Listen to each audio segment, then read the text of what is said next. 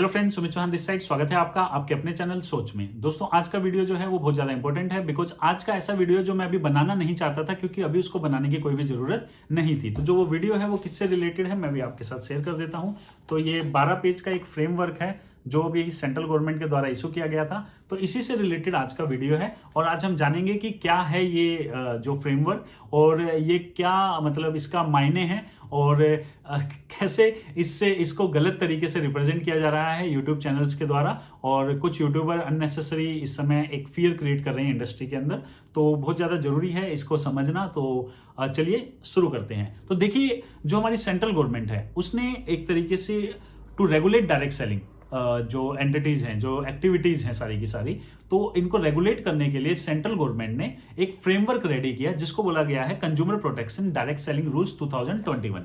और ये जो पीडीएफ है, ये 12 पेज का जो है, आपको हमारे टेलीग्राम चैनल पे मिल जाएगा। लिंक आपको डिस्क्रिप्शन बॉक्स में मिलेगा। आप वहां पे जैसे क्लिक करेंगे आप टेलीग्राम चैनल पे आ जाएंगे हमारे, वहां पे आपको इसका पीडीएफ मिल जाएगा। तो आपको ये जरूर पढ़ना चाहिए। तो ये अब सबसे पहली चीज, ये इशू कब किया गया? तो देखिए, ये फ्रेमवर्क इशू किया गया 30 जून को। 30 जून को गवर्नमेंट ने ये फ्रेमवर्क इशू किया और लोगों के साथ शेयर किया और लोगों को क्या बोला कि भाई आपके पास 21 दिन है। 21 दिन मतलब 30 जून से 21 दिन कब तक होते हैं? 21 जुलाई तक। आपके पास 21 जुलाई तक का टाइम है। आपको लगता है इस फ्रेमवर्क के अंदर कुछ अच्छाइयां हैं, कुछ बुराइयां हैं, कुछ चेंज होना चाहिए, कुछ चेंज नहीं होना चाहिए, जो भी आपके व्यूज हैं, जो भी आपके कमेंट्स हैं, जो भी आपके सजेशन हैं, प्लीज आप हमारे साथ शेयर कीजिए सो डेट कि जब हम एक्चुअल रूल्स बनाएंगे तो हम इस फ्रेमवर्क प्लस आपके सजेशन दोनों को मिक्स करके एक्चुअल रूल्स जो हैं वो हम लेके आ पाएंगे डायरेक्ट सेलिंग इंडस्ट्री के ऊपर। तो डायरेक्ट सेलिंग जो अगर हम बात करते हैं यहाँ पे कंज्यूमर प्रोटेक्शन 2021 जो रूल्स होने वाले हैं डायरेक्ट सेलिंग के, तो वो अभी नहीं आए हैं। ये जस्ट एक फ्रेमवर्क था जो 30 जून को आया था। 21 जुलाई तक सजेशन मांगे गए थे और वहां पे मैं अगर बात करूं तो मैं अपनी तरफ से भी मैंने कुछ सजेशन दिए हैं क्योंकि मुझे लगा इन रूल्स के अंदर जो अभी आए हैं, जो फ्रेमवर्क है, इसके अंदर कुछ ऐसी चीजें हैं, स्पेशली 2 ऐसे पॉइंट थे जो मुझे पर्सनली लगा जो चेंज होने चाहिए और अदरवाइज क्या होगा कि इंडस्ट्री आगे जाके प्रॉब्लम में आ सकती है। तो मुझे जो लगा मेरी लिमिटेड नॉलेज में, मैंने वो चीज सुरेंद्र वत्स जी के साथ शेयर की। मैंने सुरेंद्र वत्स जी को कॉल करके उनको एक्सप्लेन किया कि सर मुझे लगता है कि ये जो चीज है ये डेफिनेटली चेंज होनी चाहिए। और आप बोलोगे कि सुरेंद्र वत्स जी को ही क्यों मैंने फोन करके बताया कि चेंजेस के बारे में? बिकॉज आपको पता है, चाहे हमारी 2016 की गाइडलाइन हो, चाहे अब हमारी 2021 के जो रूल्स आने वाले हैं, कंज्यूमर प्रोटेक्शन डायरेक्ट सेलिंग 2021 के जो रूल्स आने वाले हैं, इनमें वत्स साहब जी का बहुत बड़ा रोल है, जो चैट विद सुरेंद्र वत्स नाम से एक बहुत बेहतरीन शो भी चलाते हैं। तो उनको मुझे भी लगा कि कुछ चेंजेस होने चाहिए। तो मैंने भी क्या किया, मैंने सर को बताया कि सर मुझे लगता है ये चेंज होने चाहिए। डेफिनेटली सर के पास बहुत सारे सजेशन आए होंगे, सर के खुद के भी बहुत सारे सजेशन होंगे ऐसे, या सर के कुछ व्यूज होंगे, कुछ कमेंट्स होंगे जो कि उन्होंने अपनी तरफ से भी शेयर किए होंगे। और हम सब लोगों ने या जितने भी लोगों ने सर को जो भी सजेशन दिए, डेफिनेटली वो सजेशन को भी वो जो है गवर्नमेंट तक उन्होंने अच्छे तरीके से पहुंचा दिया होगा क्योंकि 21 जुलाई लास्ट डेट थी। तब तक वो सारे के सारे सजेशन जो है गवर्नमेंट तक पहुंचा दिए गए हैं। तो अब आप एक चीज देखिए कि गवर्नमेंट ने 30 जून को निकाला फ्रेमवर्क, 21 दिन का मांगा टाइम।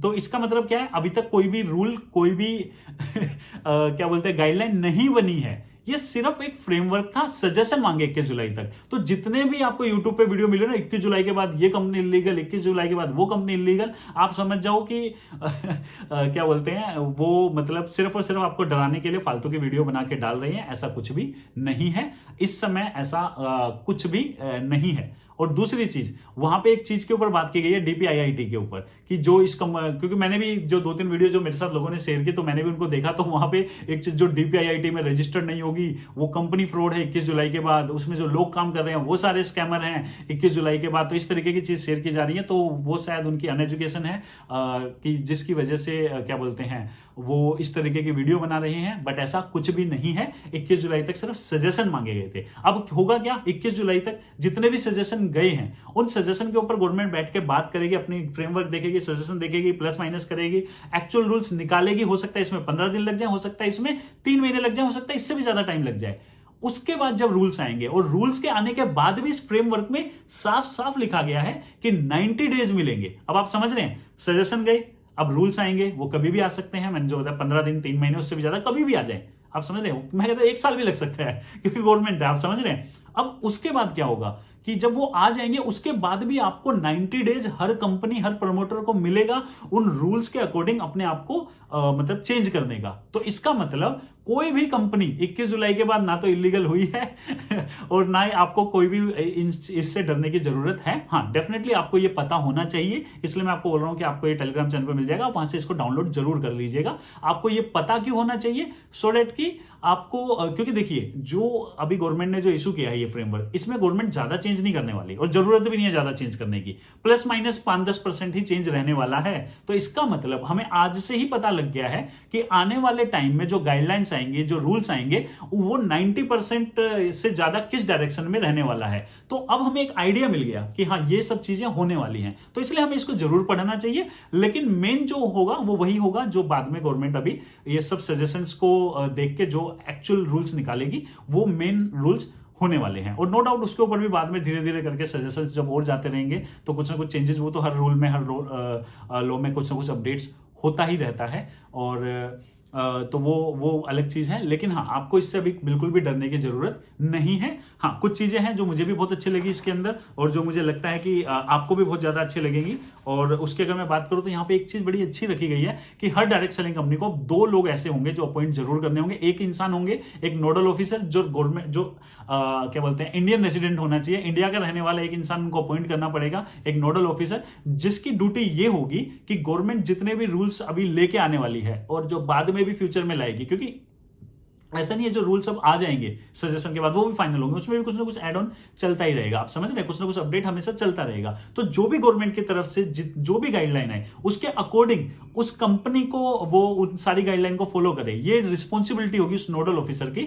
वो हर कंपनी को अपॉइंट करना पड़ेगा। तो एक तो हर कंपनी को नोडल ऑफिसर अपॉइंट करना पड़ेगा, एक जो कस्टमर और जो प्रमोटर की जो शिकायतें होती हैं इनको सोल्व करने के लिए एक इंसान जो होगा वो भी हर कंपनी को एक ऑफिसर अपॉइंट करना पड़ेगा, जिसको जब भी कोई शिकायत रेज की जाएगी उसके 48 आवर के अंदर एक टिकट नंबर प्रोवाइड करना पड़ेगा उनको, उन कंज्यूमर्स को या प्रमोटर को, और साथ ही साथ 1 महीने के अंदर उनको उनकी शिकायत का निवारण या सॉल्यूशन उनको प्रोवाइड करना पड़ेगा। और अगर 1 महीने से ज्यादा हो जाता है उनको सॉल्यूशन देने में तो उनको उसका एक वैलिड रीजन भी देना पड़ेगा कि उनकी शिकायत को सोल्व करने में उनको 1 महीने से ज्यादा क्यों लग गया, क्या रीजन थे जिसकी वजह से वो 1 महीने के अंदर भी उसको सोल्व नहीं कर पाए। तो अब 2 ऑफिसर हर कंपनी के अंदर जो है वो बहुत ज्यादा जरूरी रहेंगे और हर कंपनी के लिए थोड़ा कंपलसरी हो जाएंगे। और ये बहुत अच्छी चीज भी है, बिकॉज इससे क्या होगा कि मतलब एक तरीके से रिस्पॉन्सिबल पर्सन होगा हर कंपनी के अंदर, जो गवर्नमेंट के लिए भी इजी रहेगा कि आपकी कंपनी में आप रिस्पॉन्सिबल थे तो आपने ये सारी चीजें अभी तक अप टू डेट क्यों नहीं रखी, या कस्टमर की कंप्लेंट के लिए आप रिस्पॉन्सिबल थे तो आपने इस कंपनी के अंदर जितने भी कंप्लेंट है इसको अभी तक सोल्व क्यों नहीं किया। तो डायरेक्ट सेलिंग कंपनीज की ड्यूटी बन जाएगी। डायरेक्ट सेलिंग कंपनीज को डेफिनेटली ये 2 लोग जो हैं ये अगर किसी कंपनी में अभी तक नहीं है तो उन लोगों को हायर करने पड़ेंगे। तो ये एक अच्छी चीज है कि इससे लोगों को ही अल्टीमेटली फायदा मिलेगा। एक चीज और जो यहाँ पे बहुत अच्छी लगी मेरे को, वो ये लगी कि हर किसी को आइडेंटिटी कार्ड के साथ ही अब प्लान देने जाना है। अगर आप किसी भी डायरेक्ट सेलिंग कंपनी में काम करते हैं आपके पास अपना आईडी कार्ड होना चाहिए, आपके पास आइडेंटिटी कार्ड जिसमें आपका नाम, आपकी कंपनी का नाम, आपकी कंपनी का एड्रेस, फोन नंबर, ये सब कुछ हो। तो जो ऐसी कुछ कंपनीज नहीं है, स्पेशली क्यूनेट जैसी कंपनी जो लोगों से लाखों रुपए ले लेती है मोटिवेट करके और उनको कंपनी का नाम तक नहीं बताती, उनको बिजनेस मॉडल तक नहीं बताती। तो अब अगर आपने किसी को बिजनेस मॉडल नहीं बताया, कंपनी का नाम नहीं बताया, तो वो एक इलीगल एक्टिविटी होगी। आपके पास हमेशा आपका आईडी कार्ड होना चाहिए, अदरवाइज अगर आप प्लान दे रहे हैं तो आप गवर्नमेंट के नियमों का उल्लंघन कर रहे हैं। तो इस तरीके से कोई भी प्लान अब नहीं चलेगा। और कभी भी प्लान देने जाएंगे तो सामने वाले से उनको पूरा एक्सप्लेन करके कि आपकी कंपनी का नाम क्या है, आप की कंपनी करती क्या है, उसके बाद आप अपॉइंटमेंट लेके उनके पास जब जाएंगे तो आपके पास कार्ड होना चाहिए। जब भी आप उनसे कहीं पे भी मिलेंगे, बाहर मिलेंगे या किसी भी जो कॉफी शॉप या कहीं पे भी आप मिलेंगे, तो वहां पे आपको वो बताना बहुत ज्यादा जरूरी है। तो ये बहुत अच्छा इसके अंदर जो मुझे लगा। बाकी आप पढ़ जरूर लीजिएगा इन सब चीजों को। अब हाँ, अब वो आ जाता है डिपार्टमेंट की बात कि कौन सा ऐसा डिपार्टमेंट है जिसके अंदर रजिस्टर करना आपका बहुत ज्यादा जरूरी है। तो देखिए, हर डायरेक्ट सेलिंग कंपनी को department for promotion of industry and internal trade, DPIIT, यहां पे अपने आप को रजिस्टर करना जरूरी होगा। लेकिन कुछ कंपनी जो इसमें ऑलरेडी रजिस्टर्ड है DPIIT में, वो अब ये कहने लगी है 21 जुलाई के बाद बाकी सब तो इलीगल, हम लीगल। तो इसका मतलब उन कंपनीज ने कोई नशा कर रखा है और उन कंपनीज को खुद को नहीं पता कि इसमें क्या लिखा हुआ है। इसका मतलब ये है जो DPIIT है इसमें हर कंपनी को, हर डायरेक्ट सेलिंग कंपनी को नो डाउट रजिस्टर करना पड़ेगा और करना भी चाहिए, और वहां से अपना एक रजिस्ट्रेशन नंबर लेना पड़ेगा और लेना भी चाहिए। लेकिन इसका मतलब ये नहीं कि 21 जुलाई के बाद ही 21 जुलाई तक वो होना चाहिए था, नहीं, उसका 21 जुलाई से कोई मतलब नहीं है। जब भी अब ये रूल आएंगे, कभी वो कितने भी टाइम में है, उसके बाद जब वो रूल आ जाएंगे उसके बाद 90 दिन दिए जाएंगे हर कंपनी को अपने आप को DPIIT के अंदर रजिस्टर करने के लिए, और जो भी और जितनी भी चीजें इसके अंदर जो गाइडलाइंस है, जितने भी रूल्स हैं, उन सबको फॉलो करने के लिए कंपनी प्रमोटर सबको 90 डेज का टाइम दिया जाएगा वंस एक्चुअल रूल्स आ जाते हैं बाहर। तो अभी एक्चुअल रूल्स भी जो है